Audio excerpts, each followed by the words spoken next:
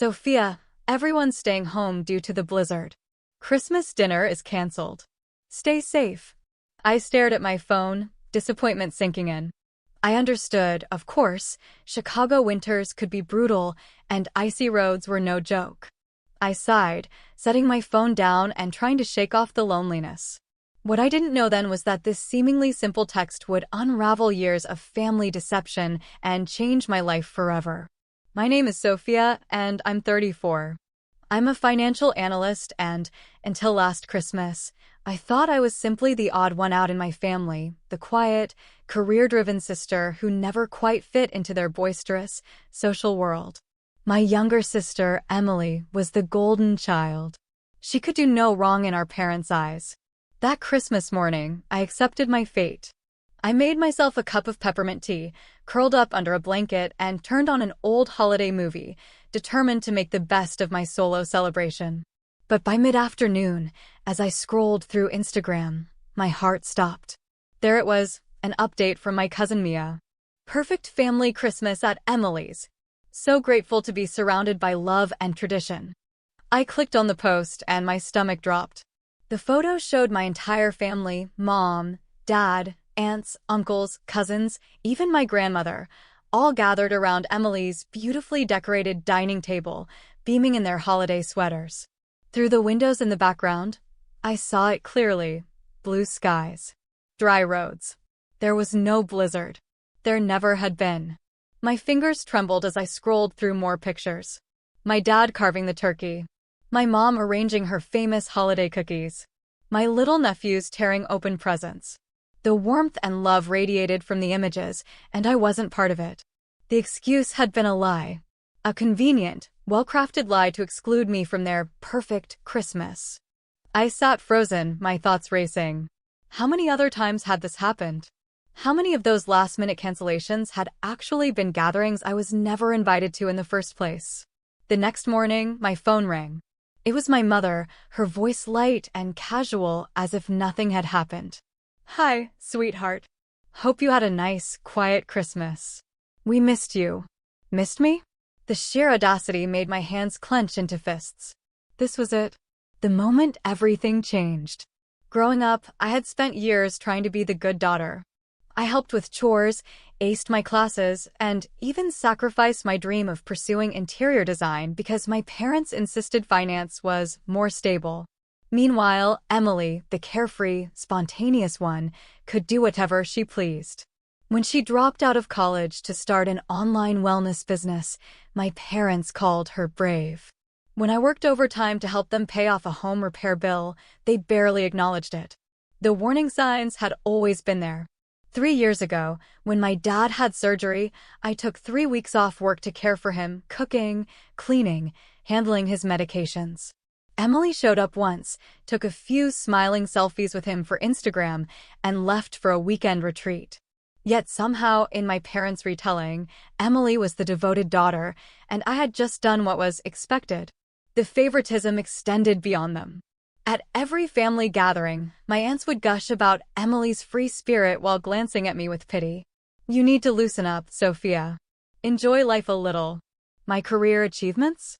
"Oh, that's nice," they'd say, before shifting back to discussing Emily's latest yoga retreat. And I had accepted it. Every single time. But not anymore. I didn't answer my mother's call. Instead, I blocked her number. Then I blocked Emily's. And one by one, I erased every relative who had knowingly shut me out. Later that day, I booked a solo trip to Italy, something I had always dreamed of but kept postponing for the sake of family obligations. Within a month, I moved into a new apartment, one that felt truly mine, and cut all emotional ties to those who had never truly valued me. Let them have their perfect little gatherings. I would no longer be the afterthought, the convenient scapegoat, or the forgotten daughter. Last Christmas, they showed me where I stood in their world. This Christmas, I'll be celebrating on my own terms, surrounded by people who truly see me. And I've never felt more at peace. For years, I had convinced myself that if I just tried harder, if I worked longer, if I gave more, they would finally see me as worthy of being part of their perfect family picture. I should have known better. When Olivia announced she'd be hosting Christmas this year, I had offered to help with the planning and cooking. She brushed me off, saying she wanted it to be perfect. I should have seen the signs then, but I was still desperately clinging to the illusion of a happy family. The truth was, I had spent my entire life making excuses for them, pretending not to notice when I wasn't included in spontaneous family trips, birthdays, or Sunday dinners that everyone else just somehow knew about. I convinced myself it wasn't personal, but it was. The morning after Christmas, my phone rang. My mother's name lit up the screen. "Hi, sweetheart. Hope you had a nice, quiet Christmas. We missed you." I stared at my laptop screen, still open to Instagram, where Olivia's holiday photos showed my family gathered around the table, laughing, clinking their wine glasses. I took a deep breath. Really? I kept my voice steady, because according to Nina's social media posts, everyone had a wonderful time at Olivia's house. Everyone except me. Silence. Then, my mother let out a nervous chuckle. "Oh, well, Olivia put it together last minute, and you know how you can be at gatherings, always so quiet, making things a little awkward. We just thought." "Thought what?" I snapped. That it would be easier to lie to me? That it was better to let me think Christmas was canceled than to tell me I wasn't welcome. She sighed. "Sophia, don't be so dramatic. We were trying to avoid any tension. Olivia wanted everything to be perfect. And there it was. The truth. I wasn't part of the family. I was a potential problem to be managed." A chill ran down my spine, and suddenly, every canceled event, every overlooked invitation, every time I had been left out over the years, it all snapped into painful clarity. How many times? My voice was barely above a whisper. Another pause. Then she let out a breath. "Sophia, you're being too sensitive." I laughed, bitter, exhausted. "This is exactly why you exclude me. Why Olivia is the perfect daughter while I'm treated like an afterthought. That's not fair," she protested. "We love you both equally. It's just. Olivia puts in the effort to be part of the family. You're always so busy with work." "Busy?" I repeated, my voice dripping with disbelief. "You mean busy helping pay off your mortgage? Busy taking care of Dad after his surgery? That kind of busy?" Her tone hardened. "Listen, if you're going to be like this, maybe we should take some space. Call me when you're ready to be reasonable." Click. She hung up. I stared at the phone in my hand, my mind reeling. 34 years of memories suddenly took on a different shape. Every excuse, every dismissal, every moment I had tried to ignore. I wasn't the problem. I never had been. That was the moment I stopped making excuses for them. I turned back to my laptop and opened my email. My fingers flew over the keyboard as years of pent-up feelings poured out. I saw the photos from Christmas. The dinner I was told was canceled due to a storm. I see the pattern now. The canceled events, the gatherings you never told me about, the lies disguised as kindness. You have made it clear where I stand in this family. So let me be clear in return. I'm done trying to prove myself to people who have never truly valued me. Consider this my last message. I won't be reaching out again." I hit send. Then, for the first time in my life, I blocked their numbers. And just like that, I was free. That spring, I packed my bags and left Denver for good. I took a job in Seattle, a city I had always wanted to explore, but never did because family obligations always kept me tethered. I found a cozy apartment with a view of the water, started making friends who valued me for me, and even signed up for an art class. For the first time, I was living on my terms. They say the holidays are about family. But what I've learned is that family isn't about DNA. It's about the people who show up for you, who respect you, who want you in their lives, not out of obligation, but out of love. I may not have had a perfect family, but I finally found peace. And this year, for the first time in my life, I'm truly happy. Sophia, everyone's staying home due to the snowstorm. Christmas dinner is canceled. Stay safe. That was the text my mother had sent me. A carefully crafted lie. Now, I sat at my laptop, rereading the email I had just written to my entire family. My hands trembled, but I knew there was no turning back. I saw the photos from Christmas dinner, the one I was told was canceled due to a snowstorm. I want you all to know exactly what you've done. You didn't just exclude me from a family gathering. You coordinated an elaborate lie to make me spend Christmas alone. I attached the screenshots, my mother's text, the glowing Instagram posts, and the photos of everyone laughing around Olivia's table. I hit send before I could second-guess myself. The responses started coming in almost immediately. Aunt Marie, oh, sweetheart, it was a misunderstanding. We just forgot to tell you the plans had changed. Uncle Robert, you're overreacting. It's just one Christmas dinner. Why make this a big deal? My cousin Noah, whose social media post had exposed the entire thing, quickly deleted the photos and messaged me privately. You're blowing this out of proportion. Why create unnecessary drama? Then Olivia responded. A long, patronizing email about how I never make an effort at family events and how she just wanted one perfect holiday. She even had the audacity to claim that excluding me was for my own good, because I obviously don't enjoy family gatherings anyway. But it was my parents' reaction that truly showed me who they were. Instead of apologizing, they went on the offensive. My mother began calling family friends, spinning a story about how I was having some kind of breakdown. My father sent a stern email about family privacy and how airing our dirty laundry was unacceptable. Then Olivia texted me. You've really done it now. Mom's crying, everyone's upset, and it's all because you couldn't just accept that maybe you're the problem. This is exactly why we didn't want you at Christmas. I felt like I was in an alternate reality. They had lied to me, excluded me, and yet somehow I was the villain for exposing the truth. The more I stood up for myself, the more they twisted the narrative. When I refused to back down and apologize, they escalated. My mother showed up at my workplace unannounced, causing a scene in the lobby. Olivia posted cryptic messages on social media about toxic people and choosing peace over family. My father threatened to cut me out of his will if I didn't get in line. But instead of intimidating me, their actions confirmed everything I had finally realized. This wasn't a loving family trying to mend a relationship. This was a toxic system desperately trying to maintain control over someone who had finally stopped playing by their rules. And I was done. I needed to do more than just expose their lies. I needed to break free completely. A truth they never wanted me to know.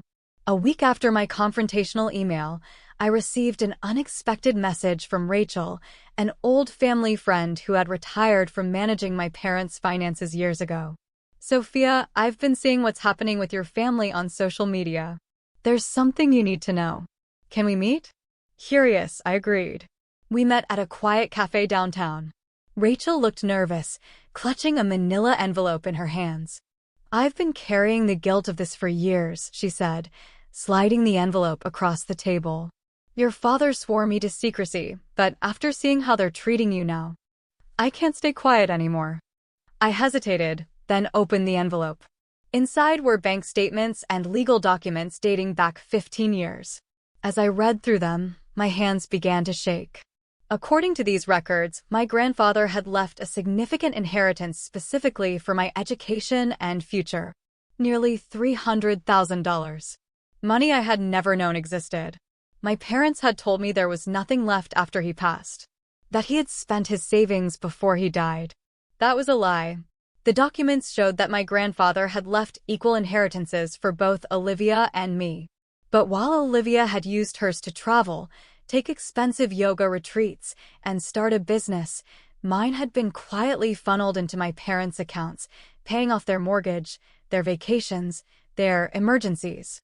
They had stolen my future, all while telling me to work harder, to be responsible, to stop expecting handouts. I looked up at Rachel, my heart pounding. They took everything. She nodded. And they never planned on telling you. I felt anger rise inside me, but not just anger. Clarity. They had always viewed me as a source of money, of labor, of quiet, unquestioning support. The moment I stopped being useful, they had discarded me. Well, they were about to find out exactly what happens when you push away the one person who had always been there for you.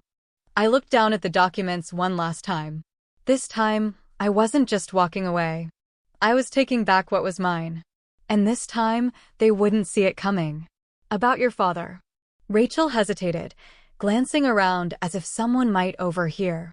He was the trustee. My stomach dropped. He was supposed to give you access when you turned 25.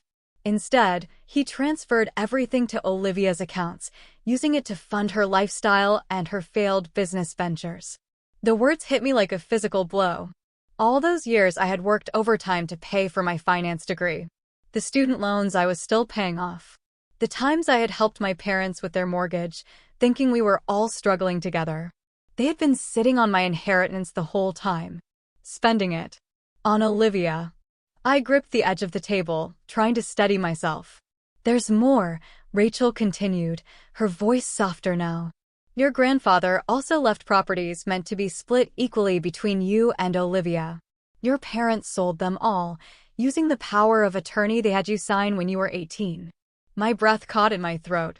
Power of attorney? Rachel nodded. Remember when they said it was for emergency medical decisions? That document gave them complete control over your financial interests. I felt sick. The document I had trustingly signed had given them the ability to steal everything. And they had. They had systematically robbed me of my inheritance while watching me struggle, accepting my help with their expenses, making me feel guilty for not contributing more to the family, while secretly spending my money. It got worse.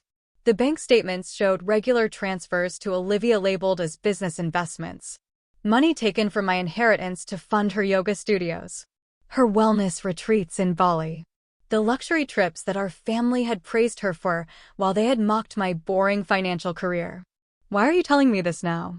I asked, my voice barely steady. Rachel exhaled, looking weary. Because I saw your mother's social media posts, painting you as unstable and ungrateful. They're trying to discredit you before you can uncover the truth. Sophia, what they've done isn't just morally wrong, it's illegal. Everything suddenly made horrible sense. They're escalating attacks, making me seem unreasonable. The threats to cut me out of the will when they had already stolen everything. Their desperate need to maintain the narrative that Olivia was the successful sister while I was the difficult one. I carefully packed the documents back into the envelope, my mind racing. Thank you, Rachel. I know exactly what I need to do now. This wasn't just about a ruined Christmas anymore. This was about years of calculated deception and theft. And I, an accountant with years of experience tracking financial fraud, was uniquely qualified to make them face the consequences. With Rachel's documents in hand, I spent the next week meticulously building my case. As a financial analyst, I knew exactly how to trace the money trail. Every unauthorized transfer, every misused power of attorney, every fraudulent document. I tracked it all. But I needed backup. So I hired Sarah Chin, a lawyer specializing in estate fraud. After reviewing everything, she leaned back and folded her hands. This is a clear case of financial exploitation, she said. We can file criminal charges if you want to pursue that route. I considered my options carefully. A criminal case would destroy my family's reputation. But they had already destroyed our relationship. Still, I decided to give them one last chance to make things right. I sent an email requesting a family meeting to resolve our differences.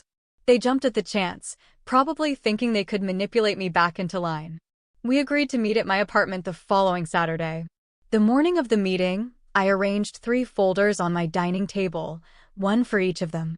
Inside each folder was a complete record of their fraud, a letter from my lawyer outlining their options, a choice: transfer all remaining funds back to me and sign a confession, or face criminal charges. They arrived smug, clearly expecting an apology from me. I didn't say a word. My mother was the first to speak, her voice saccharine sweet.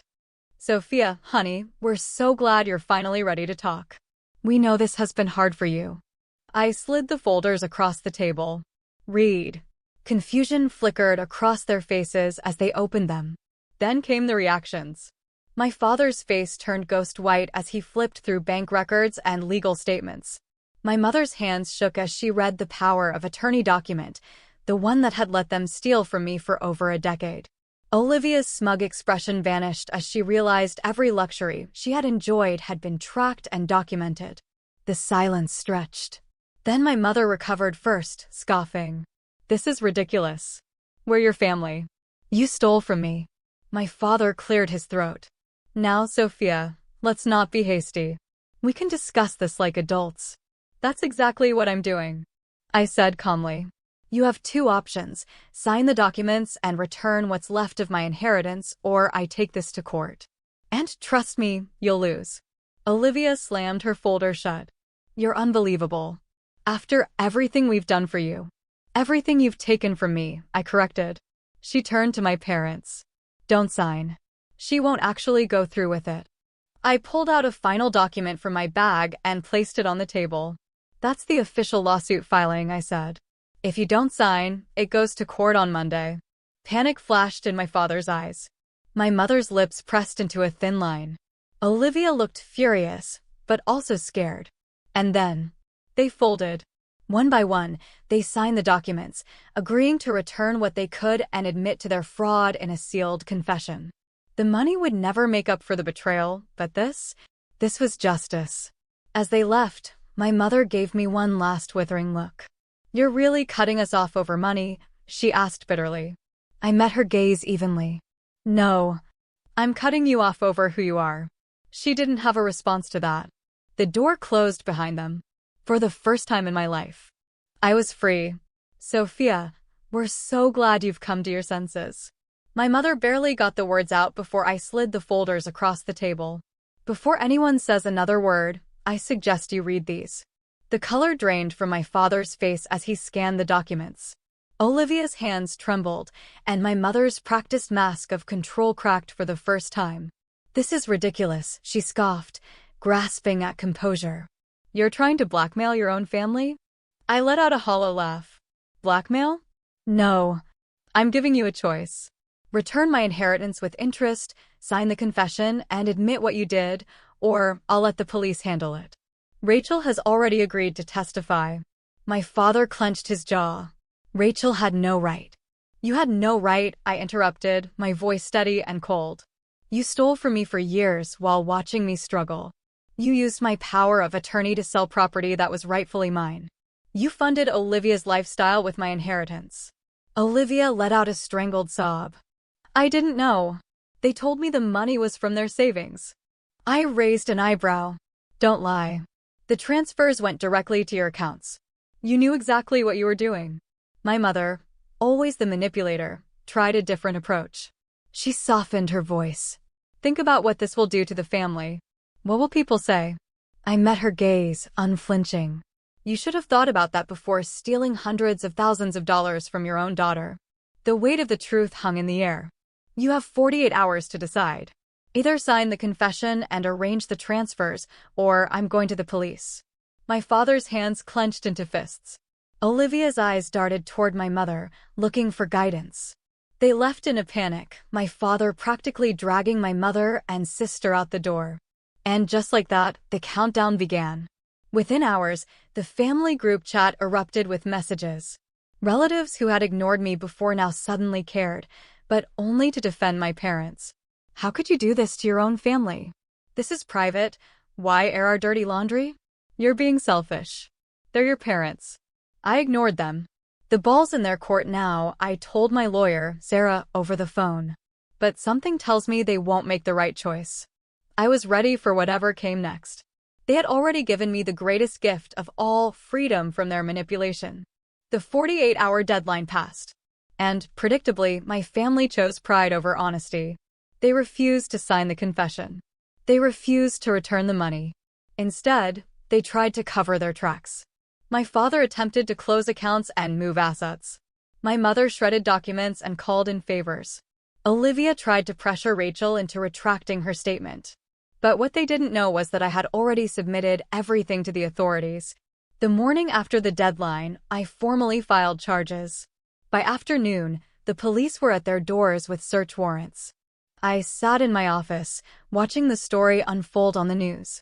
My father was escorted from his workplace in handcuffs. Olivia's yoga studio was seized as an asset purchased with stolen funds. My mother's carefully curated social media image crumbled when she was arrested during one of her charity events. The family group chat exploded again. But this time, the tone was different. Relatives who had dismissed me as dramatic were suddenly silent. The local newspaper ran a story about the prominent family's fall from grace. All their years of maintaining a perfect image ended in a single day. That evening, my phone buzzed. A text from Rachel. "You did the right thing. Your grandfather would be proud." She was right. This wasn't about revenge anymore. It was about justice.